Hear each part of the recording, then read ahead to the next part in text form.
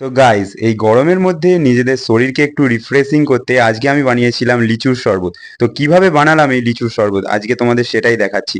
তো দেখে নাও এখানে কটা লিচু ছিল, আর এই কটা লিচুতে তো কিছু হতো না, তার জন্য দেখো ফ্রিজের মধ্যে লিচু রাখা ছিল অনেকগুলো। তো ওখান থেকে যতগুলো লাগবে সেরকম আমি লিচু প্রথমে বার করে নিচ্ছিলাম। তো দেখে নাও যে হারে গরম পড়েছে, বাইরে লিচু রাখলে তো দুদিনেই শুকিয়ে যাচ্ছে, তার জন্যই ফ্রিজে রাখা ছিল আর কি।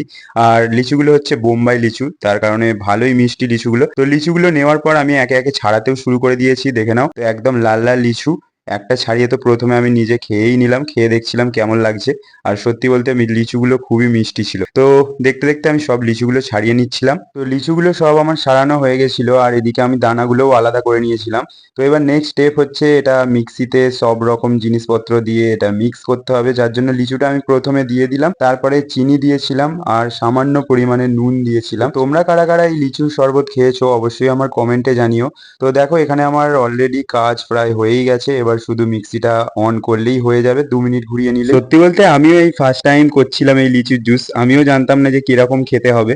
তো দেখা যাবে খাওয়ার পরেই কিরকম হয়। তো এখানে দেখো আমার জুস কমপ্লিট, আর দুটো গ্লাস নিয়ে চলে এসেছি।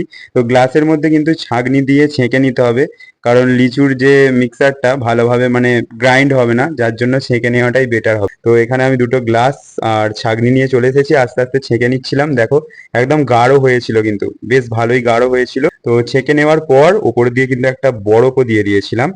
তো দুটো গ্লাসে ভালোভাবে ছেঁকে নেওয়ার পর ওপরে দিয়ে একটু বরফ দিয়ে দিলেই হয়ে যাবে কিন্তু আমাদের রেডি লিচুর শরবত। আর বলতে বলতেই দেখো আমি এখানে বরফ দিয়েও দিয়েছি দুটোতে, আর তোমরা চাইলে একদম ঠান্ডা জল দিয়েও বানাতে পারো, তাহলে আর ওপর দিয়ে বরফটা দিতে হবে না। তো আমি লাস্টে বরফটা দিয়েছিলাম। আর এখানে দেখো 2 গ্লাস করে নিয়েছি, প্রথম করলাম ভালোই হয়েছিল। তো বিট নুন দিলে আরো একটু জিনিসটা ভালো হবে যেটা বুঝলাম। তো নেক্সট টাইম আরো ভালোভাবে করব। তো তোমরাও এরকম ট্রাই করে দেখতে পারো বাড়িতে, যাদের লিচু ছাড়িয়ে খেতে ভালো লাগে না এরকম জুস করে দেখতে পারো। তো দেখা হবে আবার একটা এরকম নতুন মিনি ব্লগে। সকলে ভালো থেকো, টাটা।